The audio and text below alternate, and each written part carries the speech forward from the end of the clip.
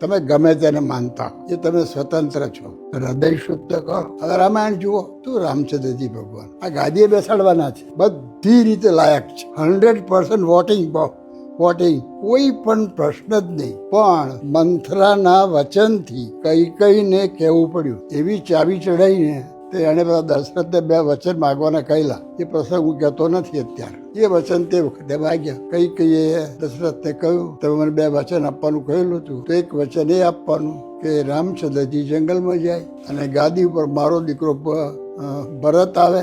અને જે દશરથને શોખ લાગ્યો છે, પણ એ તો હાલતા જ નથી, મગજ ફરી ગયું. રામચંદ્રજી સ્થિર છે. હિમાલય હાલે તો રામચંદ્રજી હાલે, કઈ વાત કે બાદેશનો પ્રશ્ન જ ક્યાં છે? જ્યાં મારા પતિ હોય ત્યાં જ હું હોઉં, પણ તમારે જંગલનું દુઃખ સહન નહીં થાય. અને ચિંતા થાય કે રામચંદ્રજીનો મારી પર એટલો પ્રેમ છે કે હું ગમે તેટલું દુઃખ સહન કરી શકીશ. તો લક્ષ્મણજી તૈયાર થઈ ગયા કે ભાઈ અને ભાભી જંગલમાં જાય. ત્યાં જંગલમાં બધી જાતના બધી મુશ્કેલીઓ હોય.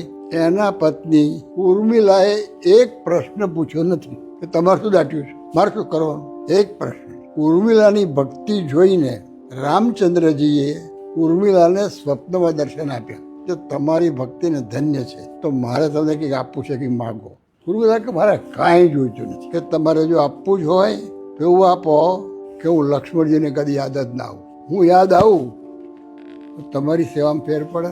14 સ્વામિનારાયણ ભગવાને વચનામૃતમાં લખ્યું છે, 14 વર્ષ સુધી લક્ષ્મણજી રામચંદ્રજીની સેવામાં રહ્યા છે, પણ સીતાજીની પાનીની ઉપર જોયું નથી. રાવણ પડી ગયો. હવે સીતાએ વિચાર કર્યો કે રામચંદ્રને શોધવા આવવાના જ. એ પોતાના ઘરેણાં કાઢી અને સાડીમાં ફાડી પોટલી કરી નીચે નાખી. અને રામચંદ્ર લક્ષ્મણજી શોધમાં નીકળ્યા. પોટલી હાથમાં આવી તો રામચંદ્રજીએ લક્ષ્મણને પોટલી બતાવી, નાકને વારી બતાવી, કાનનું બતાવ્યું, ઘરેણાનું બતાવ્યું, હાથનું બતાવ્યું, કે મને ખબર નથી પડતી, પગનું ઝાંઝર બતાવ્યું. આ સીતાજીનું છે. શું તમે વાત કરો છો? શું ભક્તિ છે? આખું તમે રામાયણ વાંચો બાપા, આખું તો થોડું સાંભળો. તમારે જે માનવું હોય માનો.